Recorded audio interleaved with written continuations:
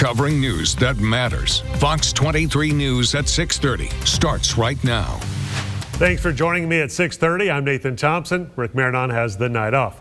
College athletes and even high school athletes in Oklahoma can now be paid for their name, image, and likeness. It's called NIL.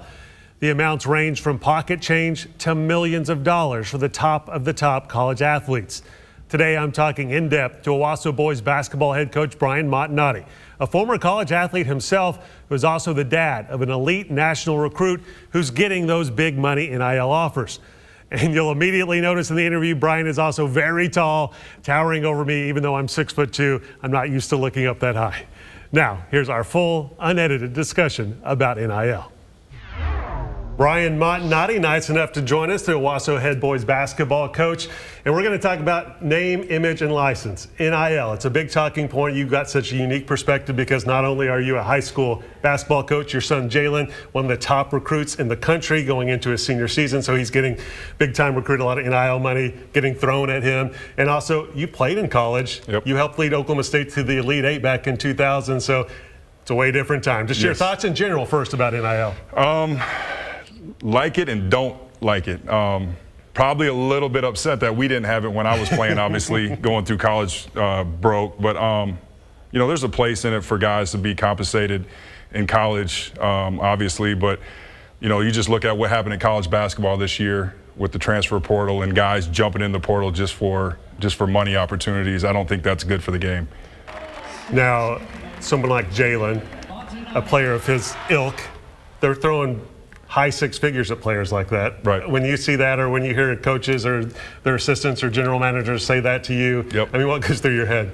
It's I just laugh at it at times. You know, it's never been about money with us, with him and him in particular.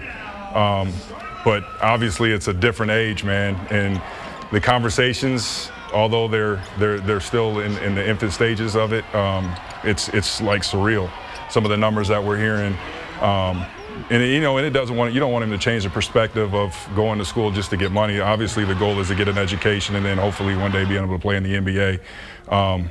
But it does make me chuckle at times, man, hearing the amount of money that he could be possibly making in a year. Obviously, a lot of people have problems with NIL, but from the player's perspective, they're providing this service.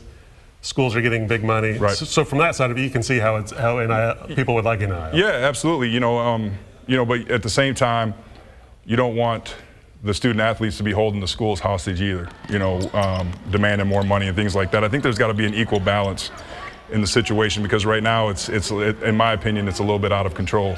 You know, but at the same time, these kids do need to be compensated. You know, I do agree with it, but there's no rules in it right now. And it's hurting.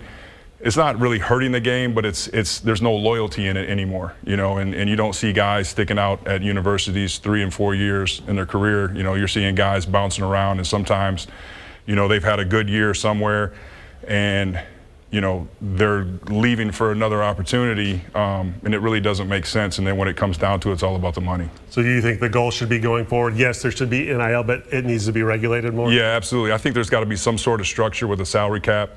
You know, some sort of level playing field across the board. You know, it's one of those deals where there's going to be universities that put more of an emphasis on college basketball in this emphasis, like we're talking now. But, you know, I think everybody's got to have something mandated to where it's a level playing field, and it's just not, you know, get as much money as you can and throw it at guys to get them in the portal and see what you got. Well, we're definitely all looking forward to see where Jalen Montonati goes and his future college career and maybe pro career after that. But you're also the high school boys basketball coach for all of Owasso there. Right. So you're seeing the other side of it. Has this trickled down to affecting the high school game? Now, here in Oklahoma, it is legal for kids to get NIL as long as it's not from the school and they're not wearing school gear when they're doing it.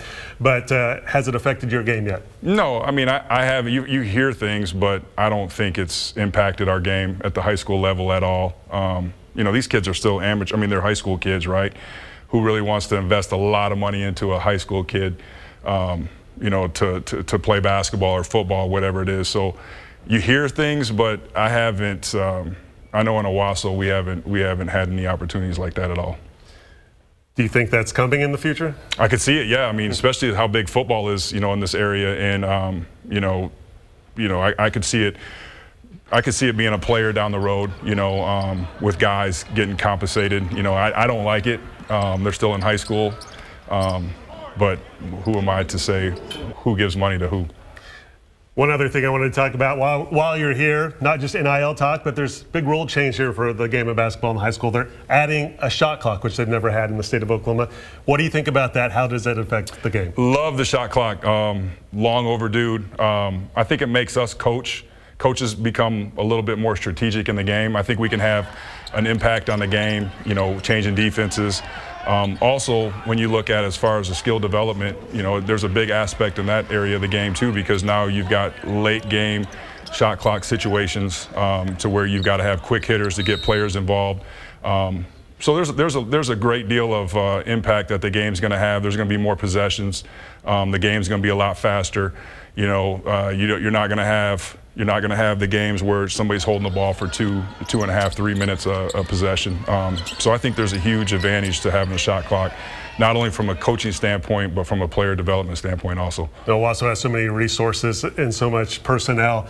Shouldn't be a problem for you guys. Do you see it being a problem for anyone at any school to kind of implement and pay for? Yeah, I mean, there's always going to be that element of it, but at the same time, I think the following year it's only going to be in 5A and 6A, and if I'm correct, I believe all the 5A and 6A gyms have shot clocks. It's just going to be finding one more person to press a button during the game.